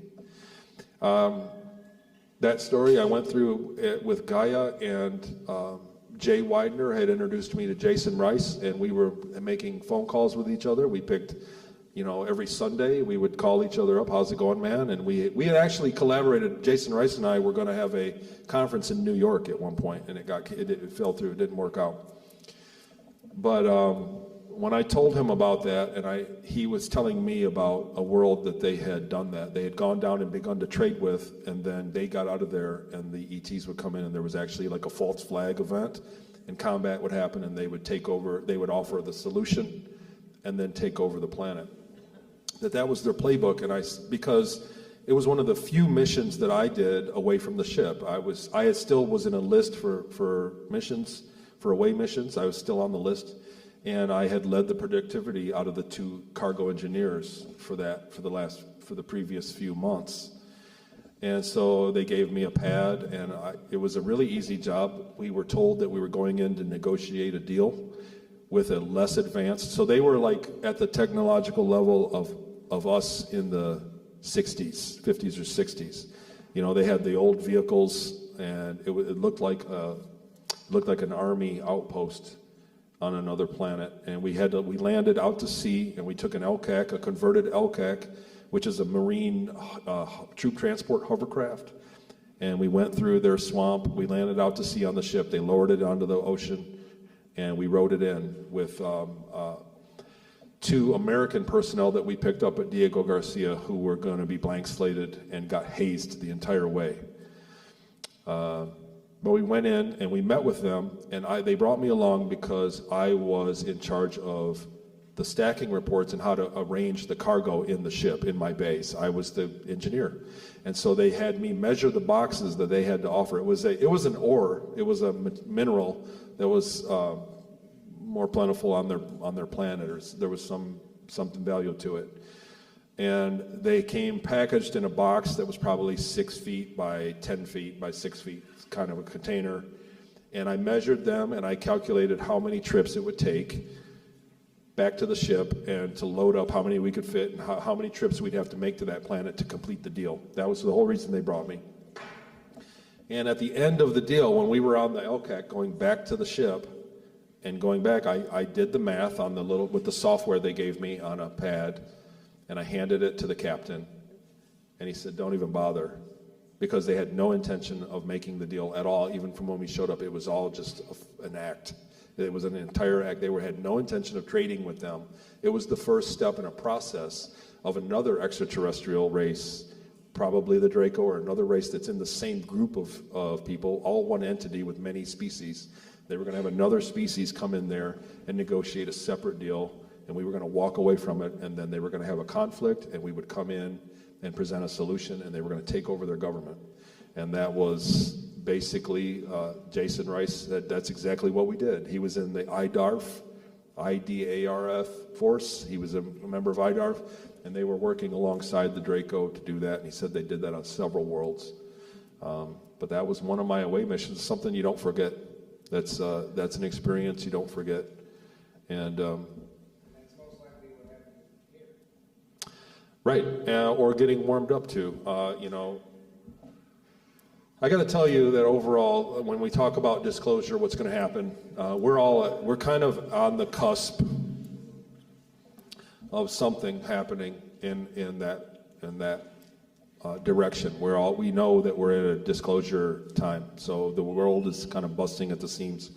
They're not going to silence it, and we're going to get a disclosure. So I'm of the mind that it's going to be of a more positive thing, and I think that a lot of cautiously optimistic that what's going to happen. That we're kind of out of the dark yet, and they're going to give us a sanitized version of what I shared with you, of what I went through. And probably not tell us about everything at once, but we are going to, once it happens, it's going to be rapid. Like disclosure isn't going to be a slow process. It'll happen very rapidly. Next. Thank you, Tony. Thank you for sharing your story and for being so consistent everywhere. What struck me was when you had a show of hands in the room, frankly. And I saw how, because I was sitting in the back, and I saw how many hands went up and how many of us are drawn here. And I guess my question is, and of course, who knows, but how widespread is this? How widespread, how many of us have been used and wiped. How big is this? Do you have a sense of that? So I have a best guess, and because I've been asked this many times myself, and I actually kind of pondered on it and did the math. So it was a 4-man crew that took me, or whatever you want to call them. But it was a 4-man crew, and they had a doctor that came in and left through that. So if you take a facility the size of a shopping mall and you put 4-man crews in there, I forget the number, but I came up with it was about a 4-hour process, in and out. And so a 4-man crew doing two guys, in an 8-hour day, do 2 people in the size of a shopping mall worth, I forget how many hundred you could fit in there. I kind of worked it out on paper, but I came up with the number of $500,000 a year in a facility the size of a mall. So on the back of the moon, you can have hundreds of those facilities. And when you think about it over the course of 10 years, we're into the millions. We're into the, 15, 20 million people over 10 years. And so that's a significant portion of society. And when you look at the people that are not drawn to this information versus the people that are here in this room and watching these videos and tuning in, book sales and things like that, you can see that that's probably about the pie slice. We're probably, in the 10 to 15 million a year-ish. I'm screwing the math up because I'm wandering on, but it's in that range. One facility at $500,000 a year. Can I do a follow-up? So with this disclosure that's coming, do you sense that this is going to pop open and more people are going to remember? Or Absolutely. Is this going to be, will there be a way to check? Absolutely. Get records? So I'm actually a little bit apprehensive that the information gets disclosed and that not just a room full of 100 or 200 people show up on my email, but 20 million people. So Help me, Tony. really, that's a real deal. So I got my memories back when Randy Kramer explained. I had my memories all along. When Randy Kramer explained that I could have been taken for more than one night, I always thought I was taken. I always thought that when I had separate memories that were longer, that I was taken several times. I thought, I was taken this time, and I must have been taken again because I was older. They must have came back and got me because I remember being a kid in this memory, but I have this memory of being 20 years old. And so I must have been older. They must have taken me several times, and I don't remember it. But then when I saw Randy Kramer's interview, that they take you for 20 years and put you back, I went, that's what they did. And then the memories came. It crashed in, and then I made a timeline. And it all made sense. It all shook out. It was like process of elimination. So that's what's going to happen on a mass scale. I mean, what is the percentage of our audience? When you think about 300 plus million people in the United States, our audience is tiny, very small amount. So the people don't remember because they don't have because Hollywood is not going to tell them this. They obscure it. So when you see it in a real testimony, in a interview form, people are getting their memories jogged all the time. That's why whenever I do an interview and it's a new audience, I get a spike in the volume of people that want to talk to me because it's the first time they're hearing it. I was the first time that you heard this, Jackie, right? And you immediately freaked out and you had to call me. You know what I mean? I was the first time that a lot of people that have reached out to me, they saw me on Gaia or on YouTube and they went, what? And it's jogged their memory because now all of a sudden a lot of memories that didn't make any sense at all had merit. And they went, whoa, I went through that. And imagine this happening in imagine my testimony, on CNN. And so, or even bigger than that. So millions of people potentially are going to go through the same process of holy shit, that was me too. That's what happened. Oh my God, that's what happened. That's what I said to myself. Oh my God, that's what they did. Oh my God. And I staggered around for days thinking that. So, yeah, and that's kind of what's in store. It's going to happen. It's not if, it's when. Yeah, sure. Hi. Hi. Thank you, Tony, for being here and doing everything for us, for humanity. I had the pleasure of seeing you in person well over a year ago, and I can definitely see there's a lot of integration, healing, things that are needed, along our journey. Are there things that you use specifically regarding your own healing? Oh wow, man! We got all night here. The reason I talked in the first place was desperation. Like I said, my motivation for researching the evidence, when I tell you, about the CIA documents and finding Ennio Kern in Peru, looking at Peru online and doing all that, my motivation was to prove it wrong. I was hoping that I would go look at the house in Seattle, that it didn't exist. I was hoping that I would look at Peru and the route to Santa Marta and it wouldn't be there. I was hoping it wasn't there so that I could go to a counselor and just figure out what happened, and maybe I banged my head or something. I was hoping for an easy out, but everything started checking out, and I had to face the harsh reality of the abuse that I went through. You know what I mean? Like, I'm a guy, I'm a woodworker, construction guy from Michigan, and I had to process the fact that I was used as a sex slave and raped hundreds of times. I had to process that, and I had to process that there are abusive ETs in the world and above it, and that are in charge. That our version of the world is nothing like what it is. It's absolutely nothing like what is presented, and I had to process that. So that was where the healing started, and I had no idea what I was going to do. The only thing I could do was share the information, and by talking about it, which is what I recommend to other people, which sadly people don't have the ability to. So not everybody wants to go public, but most people that are taken in the program do not end up with somebody that was in the program. So we had Will and Jody on the other night. That's a rare thing. Most people that I talk to, I go, well, how's it going? What does your spouse think? And they're freaked out. They don't want to hear about it. Mine included. And so nobody wants to do that. So if you have nobody in home to talk to about it, and you have nobody in your social circle to talk to about it, that's the therapy. Because nobody in therapy is going to talk about it either. You're not going to go to a therapy session and get a fair shake with one of these. You're going to get medicated quick, and that's the therapy. Speaking about it is the therapy. Fortunately, it was too late for me to take it back, so I just kept talking about it on interviews, and that was the healing. This is the healing. This is it. You know what I mean? Like, I'm going to feel, this is a weight off my shoulders that the book is out, and when I'm done here tonight and I walk out there, the weight is lifted from it, and I'm, slightly healed, and it's been 6 years of doing it. So that's why I've processed it, because it was horrible. It was horrible, and it is for so many others. Hi. So I have like two kind of observations and one question. I just wanted, when I read about the Philadelphia experiment, they said they jumped 40 years exactly, so that kind of corroborates your thing too, just that. And I was also thinking about 2 months ago, I was like, why did David Bowie call Ziggy Stardust and the Spiders from Mars? Did you ever think about that? That's really bizarre.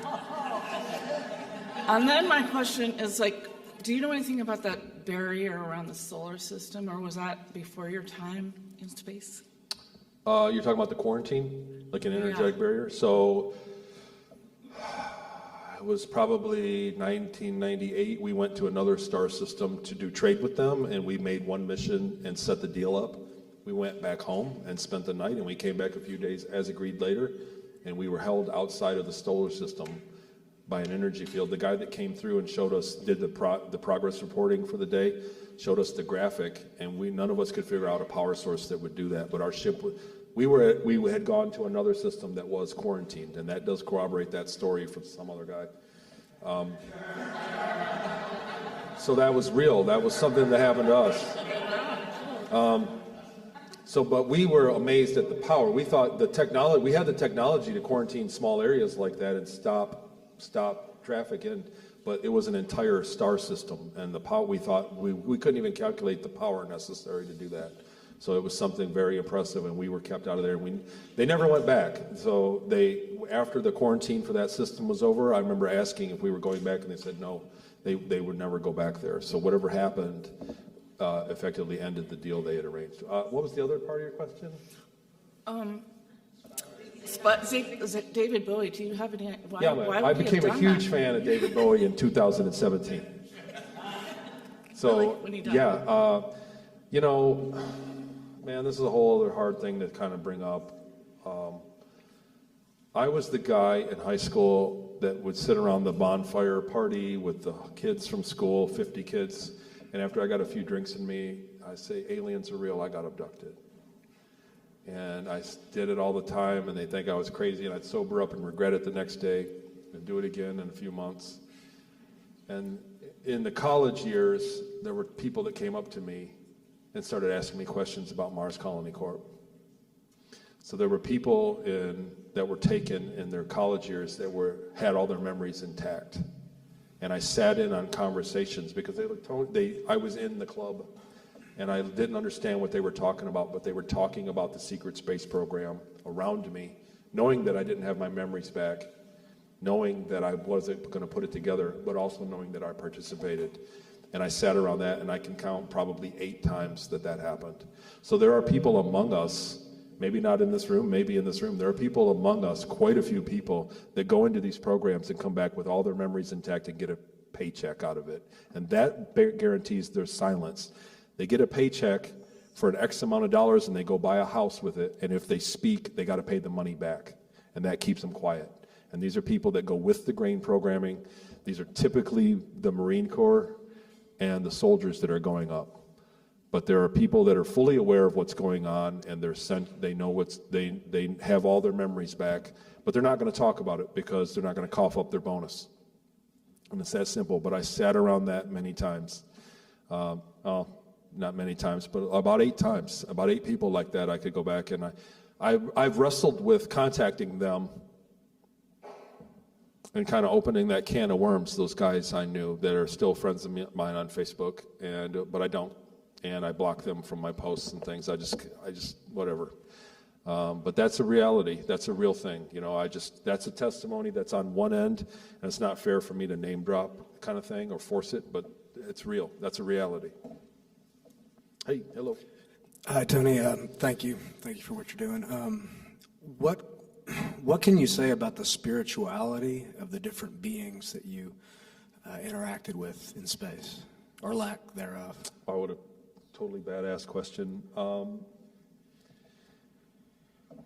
I am working on a second book, and Jackie says I'll never get it done myself because it's too much. And she's my witness, though, so if anything that's in the second book that's going to come to light without me, she's already witnessed. I've kind of told her the outline of it. But the second book is going to detail, in the book, I talk about a time of being taken and traded to another species for another 10 years from Ceres Colony, that they had a technology that bypassed the 20-year thing safely, and that they made a deal with them, and we went and actually did labor. And it is a story that it's already confusing enough when you talk about the 20 and back on an interview in 2 hours to try to squeeze in 20 years of memories. So that was something that I just never did because it's already so hard to package this for people to understand. But the second book is going to cover a great deal of spirituality because what happened was, well, you got to read it.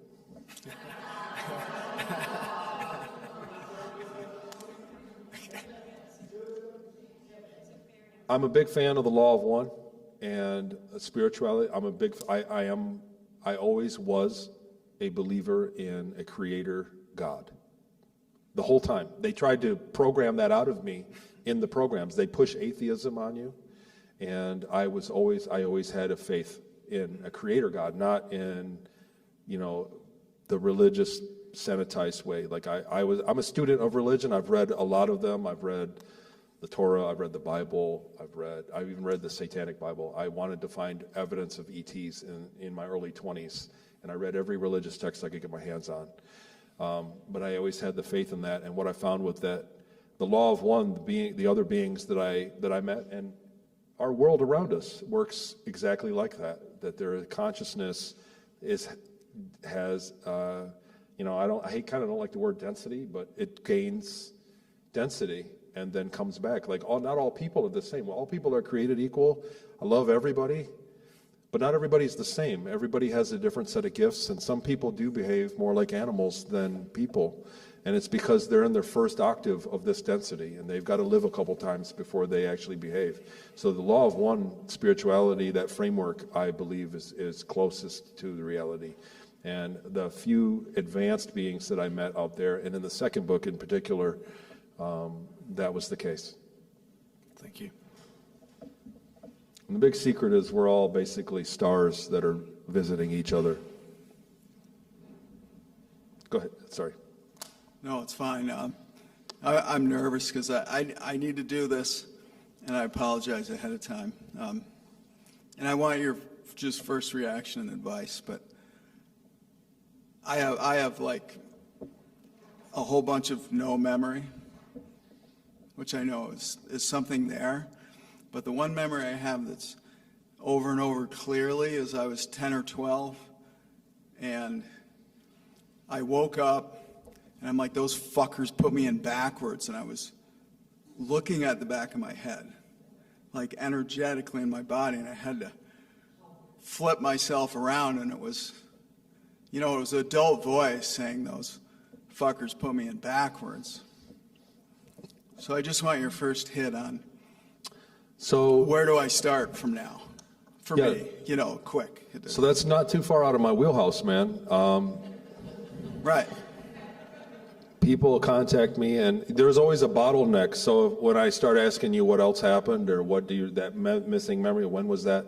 When people start contacting me and they want to unpack or my take on things like this, right. There's a bottleneck. You can't just describe it all in 5 minutes. There's, and this, and it sounds crazy, and I'm like, slow down. So with you, I would, again, for my first question is when? When did that happen?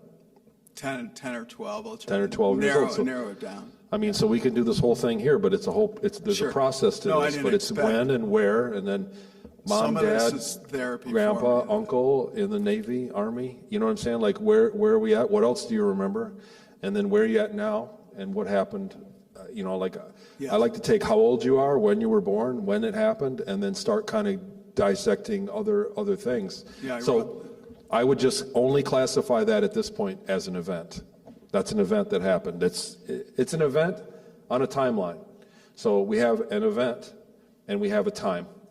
And now I want to look for other events and other times, because nobody is one and done with this. Nobody has just one instance where they have an event. There's always other events. Am I right? Yes. With your case, there's other events. Yeah. So I would leave it at that. The thing is, you're going to look at when, and you're going to look at other events. Because, to be fair, we do remember things, but we don't remember them necessarily accurately at first. There were things that I got wrong in the beginning that came back and made sense later. So your memory is elastic, and you remember it this way, but if we uncover a bunch of other things, you may regain more memories of that event. And so you really have to look at your life as a whole, not just what happened that time. So a lot of times, most of the time, including myself, when people tell other people what they went through, it doesn't make any sense. It doesn't make any sense. And so a lot of people share their UFO experience, and other people listen to it and they believe them, but they just can't relate to it because it doesn't make sense. So you have to look at your life as a whole and kind of unpack how it does and kind of digest it, because it does make sense. You did experience this. You had an event. There's a way to make sense out of it. And I found that this is my best tool. That's what I came up with. So, if you want to sit down with it sometime, just let me know. Yeah, I'd love to, and the reason I apologize ahead of time is because I needed to. No, it's like therapy to stand here and be like, yeah, this happened. It is. I know this happened. When people have something like this happen to them, it's profound. If you can't explain something that you experienced, and nobody else experienced it, and you can't just go, if I got in a car crash today. How many of you have been in a car crash? So I can talk to you about it, and you understand exactly what I'm talking about. You understand exactly what I'm talking about, and it makes sense to you. It's an easy conversation to have. But waking up in your body backwards, how many had that happen? Nobody. So it's a harder conversation to have. So there's a way about it, and I'm glad you asked that for other people that have other events that are not like that are unexplainable, because this is the best I got for uncovering it. So thank you. Hi. Oh, thanks for that. Wow. So, hi, Tony. Hello. So I have a burning question, which is, what makes you think that this disclosure thing is going to pop off really soon? And how do you know? Where'd you get that? I don't know. Really, for the most part, I'm in the audience the same as all you guys about disclosure. I know that in order for the people that took me to disclose, it would have been worse by now. Something worse would have happened than the flu. And we're seeing.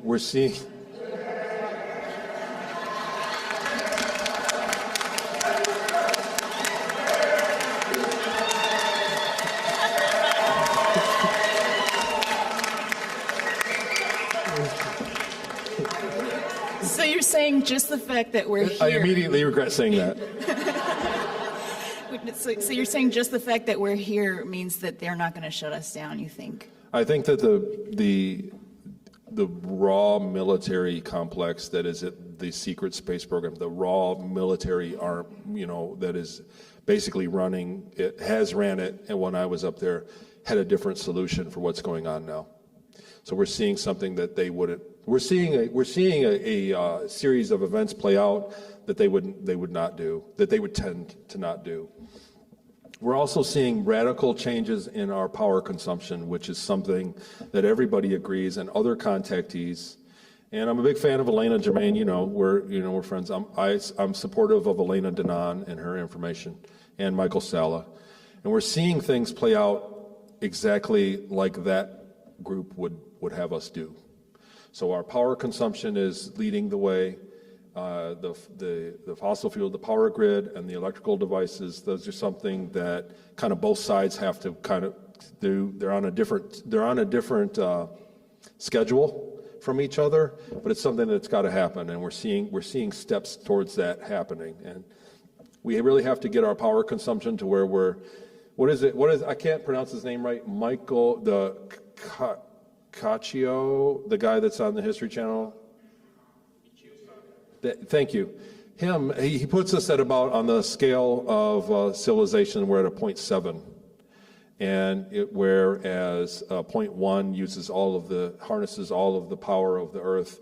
A type 1 civilization, then a type 2 is the power of the solar system, and type 3 is the galaxy.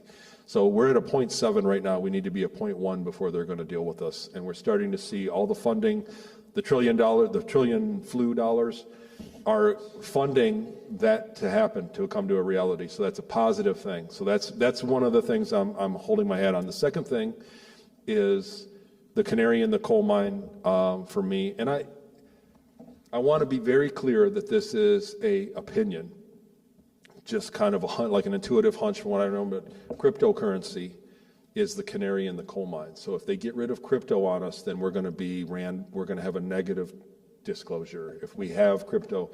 Because if you're a billionaire and you want to move $500 million of gold to space, it doesn't really make any sense. If you're going to go to the Ceres Colony Corporation with $1 billion, you're not going to take gold and you're not going to take a credit card. You're going to do it with cryptocurrency. So that's what's going to allow us to do commerce out there in the beginning. So that's the canary in the coal mine. If they take that away from us, as they've done in China, and we all know that China doesn't care to have its citizens liberated. And Russia, I believe, used it as a weapon, but prior to their invasion of the Ukraine, they got rid of cryptocurrency, and then all of a sudden they brought it back again. So they used it as a method of warfare. But if we get our cryptocurrency taken away from us, regulated away from us, then we're going to see more of a negative disclosure. So that's kind of got my eye on these things. But the truth is, I'm in the audience the same as all you guys.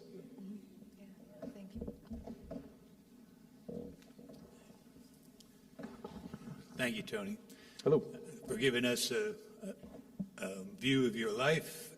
And what comes to my mind is, I do not consent. And I think all of you now say this. And we all said at some point, I consent. And that got us where we were and we broke free from it at where we are today. If we are going to unify this knowledge, and this is a muddy, muddy, muddy world, and it's a muddy, muddy galaxy, this CC Corp is a corporation that is a galactic corporation. And you point out that DNA, our genes are trade. They're more valuable than our gold and our minerals in the galaxy. When we get this government problem taken care of in our world, we still have vulnerable freedom of choice, free will. So we need to be presenting a program to the children about do not consent, because when you do, you have to know truth and consequences. All right? So if we can come together in a couple years, probably, and we've all had our stories told and published, that we can find a way to hit the vulnerable kids. Now, right now, I mean, Board of Education, man, that's closed. You're not going to get into the school systems, right? Most orphanages, are state-run? You probably won't get into there either. So we've got to wait for the change in the infrastructure, which is going to happen. But when it happens, you still got the vulnerability situation from the galactic. Now, I don't know that they take us by force, and I've heard that when you tell them, I don't consent, when the little grays come down to take you up and you say, I don't consent, how many of them obeyed that command? So this is an important point, and I only did one or two really interviews long ago where I explained that. Like, they did ask my consent. They had to ask me for consent, and at first I said, no, I can't be away from my family.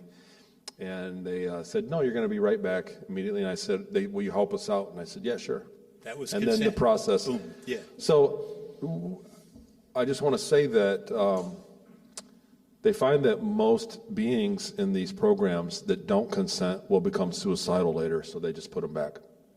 And that's kind of a big deal. I get asked that all the time. Like, I think I was in the program and I think my child is at risk for being tucked. What do I do?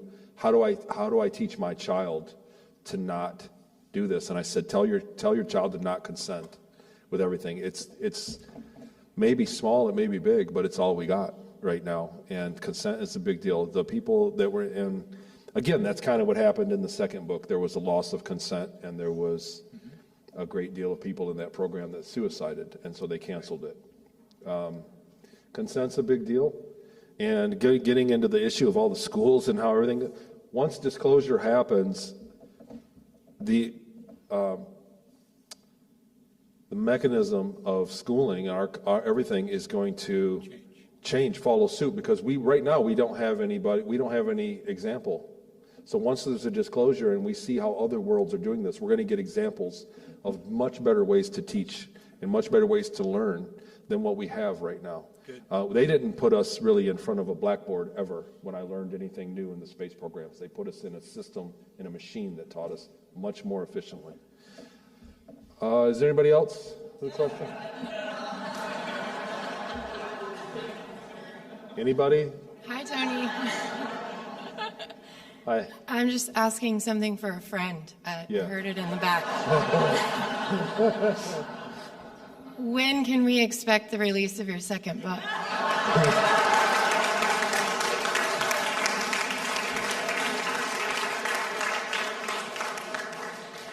Honestly, I'm hoping to get it done inside a year. I'm hoping to get it done inside the year, really. This book will come out soon. I'm going to get home. I only have to plug a few things in, and the notebook will be available. That'll get published. This is a notebook. It'll be $10, and it's arranged so that you can make your own timeline pretty easily. So that's going to come out like in a week or two, Jackie. It's my second book. Scott, hi. What's up? What's up? Tony, years ago, you did an interview with this Amish lady who had broke off from the Amish community. Yeah.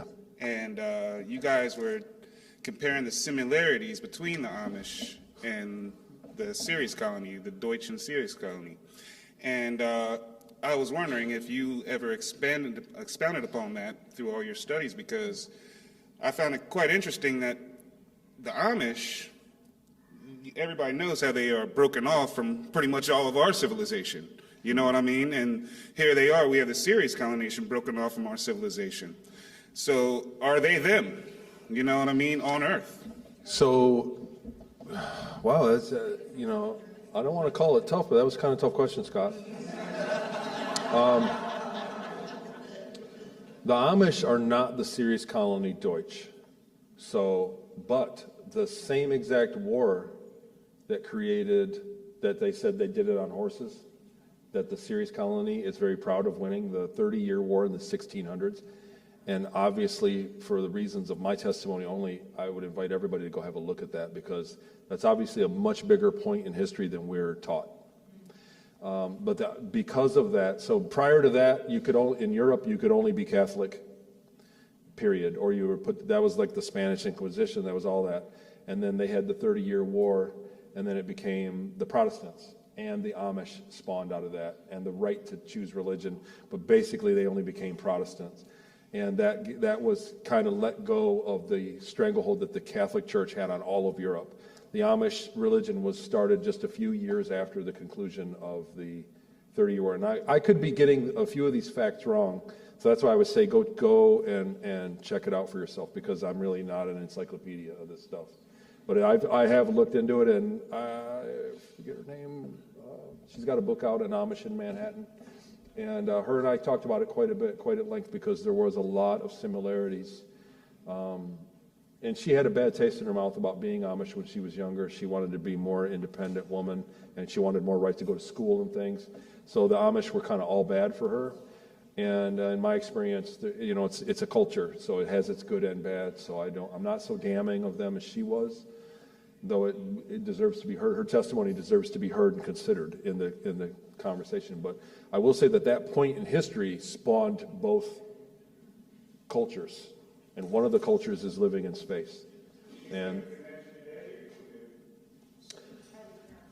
I don't think they have a connection today.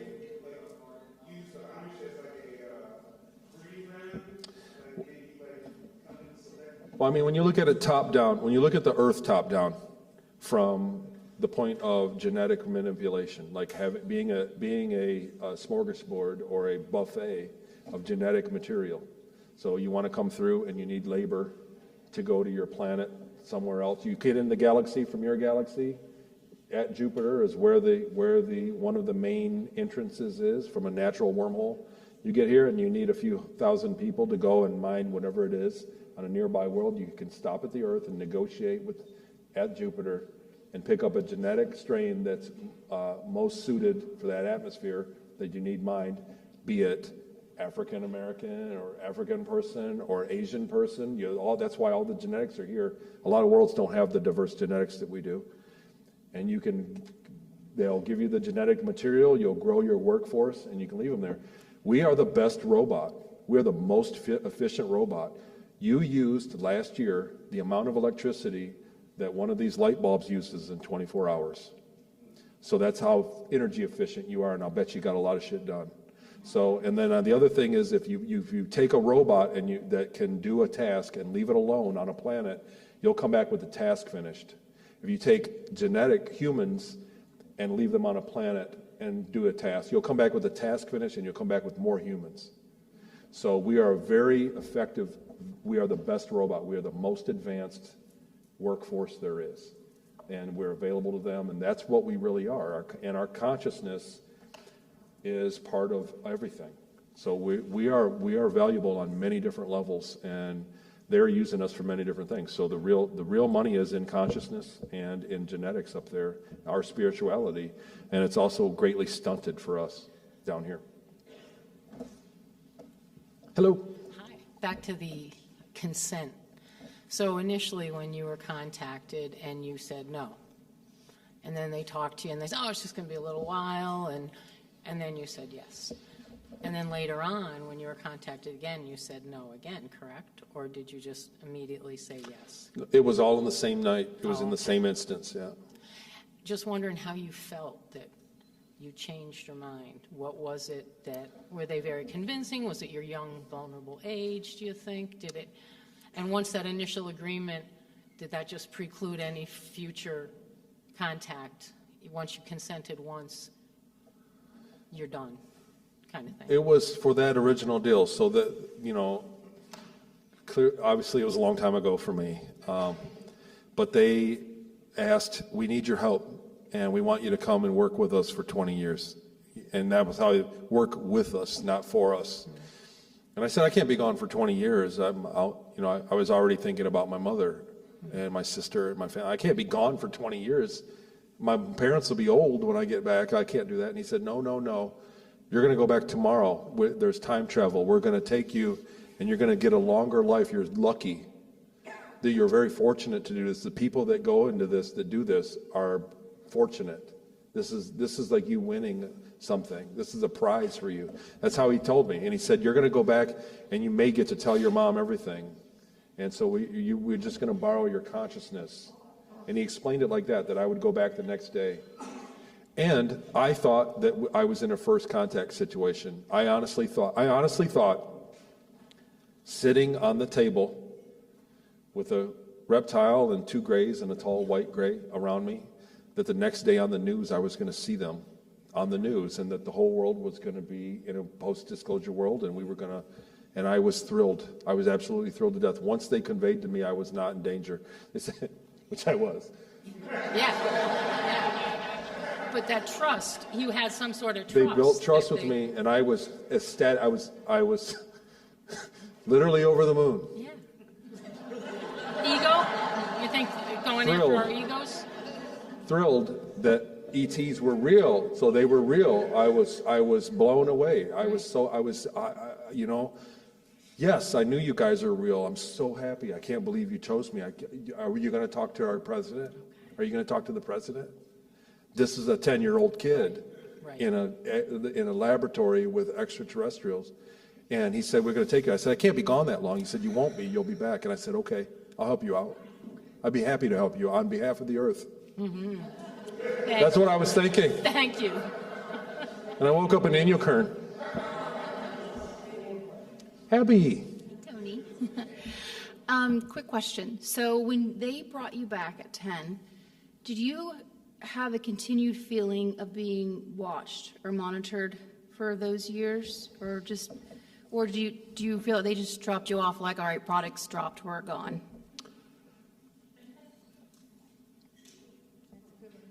Like I'm still being watched, I'm sure of it. Well, I know, but I'm just saying, did you have a feeling as a child, like after 10, being monitored? They dropped me off. I went to school that Friday and got lost. And my teacher had to call my mom and say that I had amnesia. She'd get me checked out at the doctor. Mm-hmm. And my mom asked me, "Are you feeling okay?" You know, on that Saturday. And then it rained really hard, and I played in the mud puddle. It's in the book. And next week was normal. I kind of adapted, and I wasn't really right in the head. But a couple weeks later, we got a call. My mom got a call, and they said there was a situation at the doctor we went to a family doctor in a small town. It was like a private practice, and they said, we're going to call you guys in if you want, and you'll get free stuff. Like it won't mark on your insurance, your however it worked out, I don't know. But basically, they enticed my mom to take me to the doctor. And when I went there, in the lobby were a bunch of kids from my class that don't go to that doctor. I went to that doctor all the time. They were I said, what are you doing here? I'm in Perry. Perry was one of them. I said, Perry, what are you doing here, man? He said, they called my mom and had me come in. And my doctor was an older guy, won a trip to Texas or somewhere. Won a trip, and there was a guy there that my mom thought was dreamy. He was so beautiful, and he was a brain surgeon. His degree was in brain surgery, and he was filling in for that day mysteriously. I remember it because it was so awkward, and because long-term memory is kind of my thing. And I went in, and he didn't give me he checked me with the stethoscope for a minute, and then he sat down with a pad and paper, and he said, "What have you been dreaming lately? Tell me about your dreams." And I was creeped, and I just froze, and nothing, I'm fine, my dreams are fine. But that was the experience, and I never forgot that, so they followed up. So if it was them or some other agency that was aware that I went, they did do a follow-up on that. Some months after that, I woke up in the middle of the night running down the stairs with the incredible urge to run. And, this is like I was in the onesie pajama. In the middle of the night, I was all but running down the stairs, and I ran outside the front door of my house, out into the driveway, and there was a van, and there were men inside the back of the van, and I was compelled to run right in the back of the van. I had no idea what I was doing. It's like I woke up, sleep, running. And there was a guy in there with a box and two other guys, and they grabbed me, and they said, "Sleep," and I went to sleep, and that's all I remember. So it was a follow-up. So I was followed up by a fake doctor, and I was followed up by a fake military, like another abduction experience.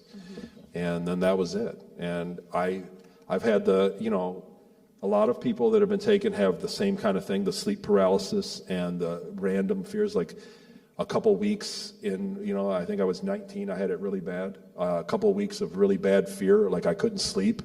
I was afraid to go to sleep and locked all the doors, and I had it again.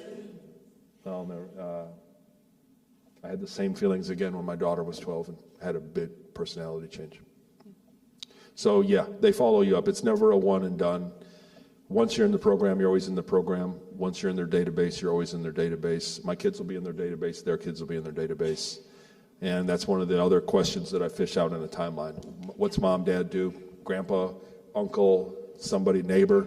There's always Navy or Army somewhere nearby. Thank you. Thanks.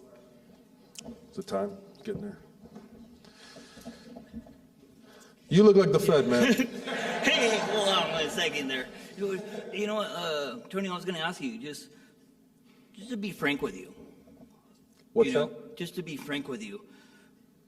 What would you do to recommend for someone who wants to say something, not for me, a neighbor, a friend, but they want to come out and tell some stuff, man, but, everyone else, oh, you're freaking crazy, you're crazy. I'm tired of hearing that, man. So do you mean come out and speak about it publicly, like do interviews, or just talk to people about it? It's like, for my neighbor, he it's kind of weird, but anyways, everyone says that, it's freaking, they're crazy, dude, it's like, what do you do, man? What's the best way to... That's a good question. What's the easiest way to I don't know. I don't know how to ask this question. No, I get it. I kind of get what you're saying. Okay. Let me just try to field that and say that if it's like somebody that suspects that they're involved. I think they are. Yeah. And how do they speak to somebody about it? Like, I would tell them to not bother with people that don't believe in them. If they're going to talk to somebody, it's like everyone, man. It is everyone. But you know what? Most of the people in here. I mean, how many people in here are my Facebook friends? So they start there. So you can start right there. So those are the people you talk to, not the people that don't believe you. You would start on there. There are groups. There's a lot of organization online right now. The Secret Space Program Conference.com has email. There's a lot of places you can reach out to. You want to talk to other people that are saying the same thing.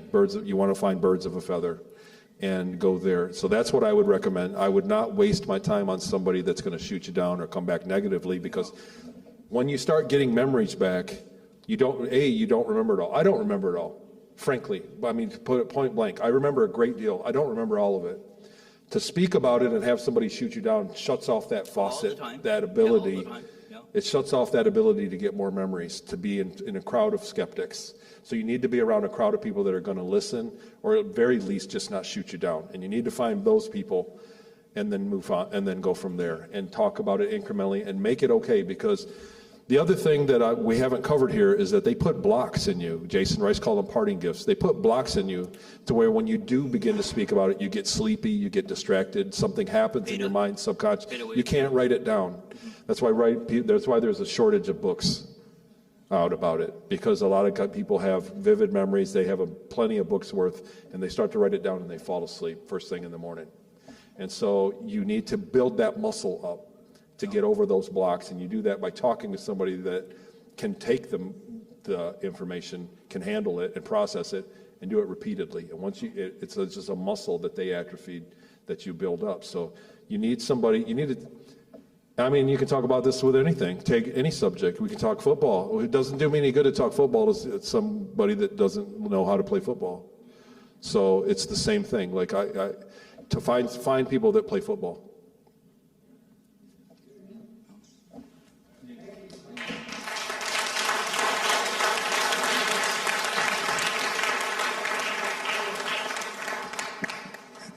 Hey, Tony, how you doing? One more, David. Hi. Hey, I just wanted to give you a standing ovation, if we could.